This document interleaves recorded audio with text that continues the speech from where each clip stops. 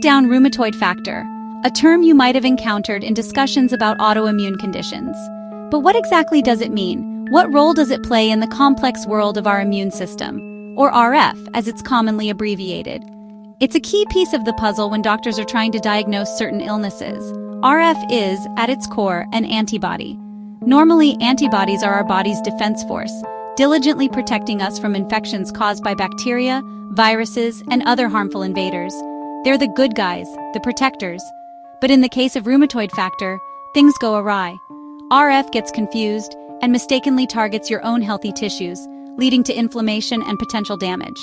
It's a case of mistaken identity within your own body. It's particularly drawn to attacking other antibodies, specifically a type called IgG or immunoglobulin G. IgG antibodies are a major player in our immune response, so RF's focus on them is particularly problematic.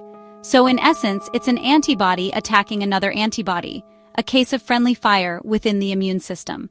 This makes it an autoantibody, an antibody that's directed against the body's own components. When RF binds to IgG, it's like two pieces of a puzzle fitting together, initiating a chain of events. This binding leads to the formation of what are called immune complexes, essentially clusters of antibodies bound together. These complexes, unfortunately, can get stuck in various parts of the body, most notably in the joints. Once lodged in the joints, they trigger a cascade of inflammation and ultimately lead to tissue damage, the hallmark of rheumatoid arthritis.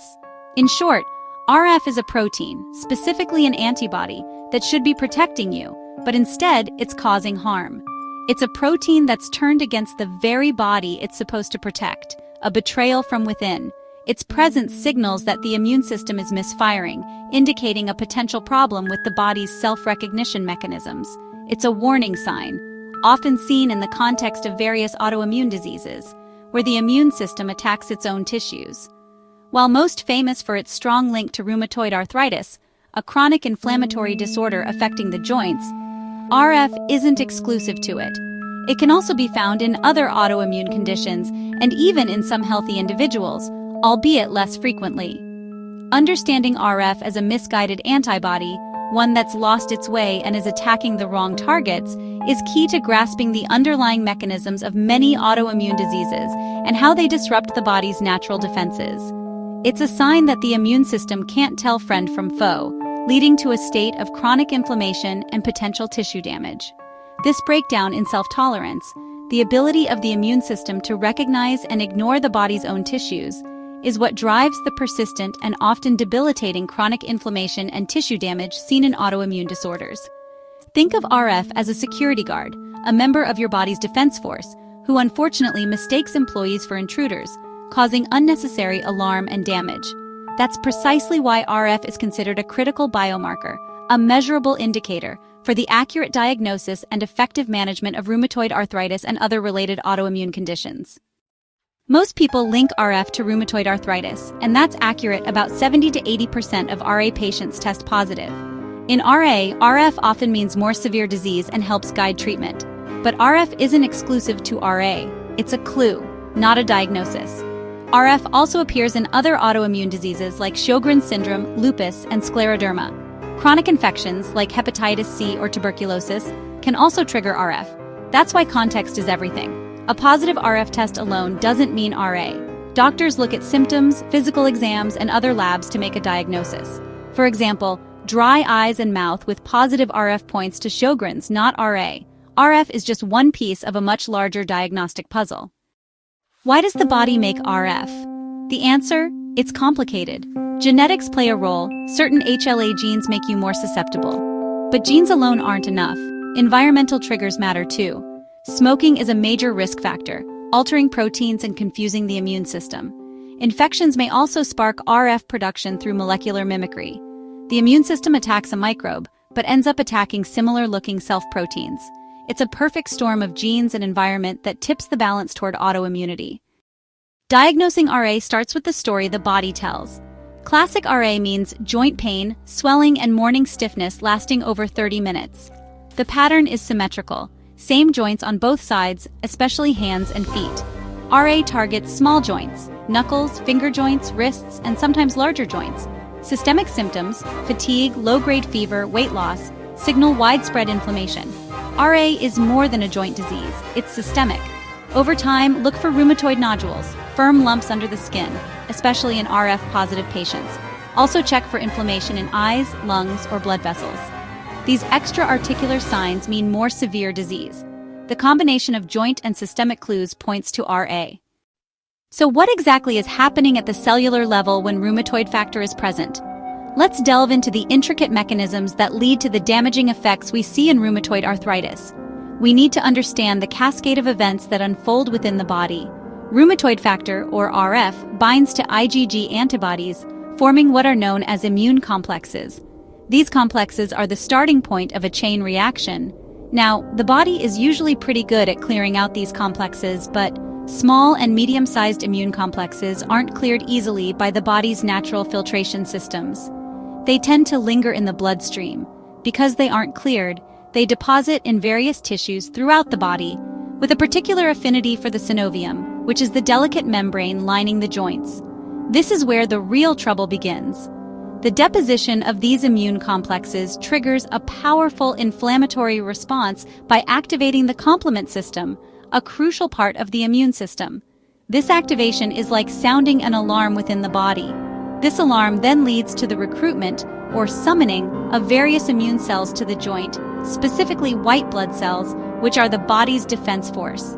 As these immune cells flood the area, the synovium swells and becomes inflamed, a condition known as synovitis. This inflammation is what causes the pain, stiffness, and swelling characteristic of rheumatoid arthritis. Over time, this chronic, persistent inflammation leads to the formation of pannus. Pannus is an abnormal and aggressive tissue that actively invades and destroys the cartilage and bone within the joint. Furthermore, pannus releases a cocktail of destructive enzymes. These enzymes actively erode the cartilage and bone, leading to structural damage within the joint.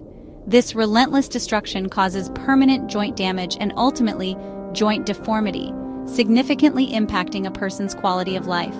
The entire process becomes a vicious cycle, constantly reinforcing itself. The immune complexes trigger inflammation, and this inflammation, in turn, causes even more damage to the joint tissues. This damage exposes more self-antigens, which then fuel further immune attack, perpetuating the cycle of destruction. Over time, this relentless cycle leads to joint instability and a significant loss of function, making everyday tasks increasingly difficult. That's precisely why early intervention and diagnosis are so crucial in managing rheumatoid arthritis. The cellular chaos initiated by rheumatoid factor is the primary driver of the destructive processes observed in rheumatoid arthritis. A thorough understanding of this pathophysiology is essential for developing and implementing targeted treatment strategies aimed at interrupting this destructive cycle and improving patient outcomes. As clinicians, we need a systematic approach to identify rheumatoid arthritis, RA, early. Here's a quick checklist designed to help you navigate the key signs and symptoms. This will ensure no critical detail is overlooked during your assessment. Look for the 3 S's. These are your initial clues in unraveling the RA puzzle. They represent fundamental aspects of the disease presentation. Symmetrical, meaning the same joints are affected on both sides of the body. This pattern is a hallmark of RA, distinguishing it from other forms of arthritis. Small joints, particularly those in the hands and feet, are often the primary targets of RA. Pay close attention to the metacarpophalangeal, MCP, and proximal interphalangeal, PIP joints. And stiffness, a significant symptom that can greatly impact a patient's daily life. It's more than just a little tightness. It's a persistent discomfort, especially morning stiffness lasting over 30 minutes. This prolonged stiffness after waking is a key indicator of inflammatory arthritis. Ask about systemic symptoms. RA isn't confined to the joints. It can affect the entire body. Fatigue, often profound and debilitating, fever, even low-grade weight loss. Unexplained weight loss can signal the body's inflammatory response. On exam, feel for soft, boggy swelling, synovitis, which indicates active inflammation within the joint lining. Not hard, bony swelling, which is more characteristic of osteoarthritis or degenerative joint disease. Check for tenderness, even with gentle pressure. Warmth, indicating increased blood flow due to inflammation. And rheumatoid nodules, firm lumps that develop under the skin, especially on elbows and forearms, but they can appear in other areas subjected to pressure. Nodules are highly specific for RA, meaning their presence strongly suggests the diagnosis. and linked to positive RF, rheumatoid factor. However, remember that RF can be present in other conditions as well. Don't forget, RF is part of a team. It's just one piece of the diagnostic puzzle. Test for anti-CCP antibodies, which stands for anti-cyclic citrullonated peptide, which are even more specific for RA than RF. This test targets a different aspect of the autoimmune response. Patients positive for both RF and anti-CCP have a very high likelihood of having RA, almost certainly have RA, and often experience a more aggressive disease course. Combine clinical and lab findings to get a complete picture of the patient's condition for a confident diagnosis. This integrated approach will lead to more accurate and timely interventions. This approach makes you a sharper diagnostician, capable of identifying RA with greater accuracy and speed. Remember, RA is more than just joint pain. It's a systemic disease requiring a comprehensive and holistic approach to care. You've got the RF test result. Now what? Labs use different methods, but a result above 14, 15 IU/ml is usually positive. Latex agglutination tests report titers. Higher titers mean more RF. Low positives can occur in healthy people, especially older adults. That's why we don't screen everyone for RF. High RF levels, over 3 times normal, are much more significant and point strongly to RA or another autoimmune disease. In patients with classic symptoms, high RF makes the diagnosis much more certain. High RF also predicts more severe disease and complications. Always interpret RF in the context of symptoms and other labs. It's a tool, not a standalone answer. High RF levels mean 2 things: stronger evidence for RA and a higher risk of severe disease. High RF helps distinguish RA from other types of arthritis. It's a warning sign for aggressive joint damage and extra-articular complications. Early aggressive treatment is key for these patients. High RF is linked to nodules, vasculitis, lung and heart issues. But remember, not every high RF patient has severe disease, and some RF-negative patients have aggressive RA. RF is for risk stratification, not fortune-telling. Always combine RF with symptoms, exam, and other markers like anti-CCP, ESR, and CRP. Use it to build a complete clinical picture. That's how you personalize treatment. Why does understanding RF matter for future clinicians? It's key for early, accurate diagnosis, crucial to prevent disability. RF helps distinguish inflammatory from non-inflammatory arthritis. It guides prognosis and helps you communicate risk to patients. RF status shapes treatment plans, especially how aggressively you treat. It's central to the treat-to-target approach in RA. Understanding RF connects genetics, environment, symptoms, and therapy. It's more than a lab value. It's a window into the disease process. Mastering RF means better, more compassionate care. Stay curious and keep learning.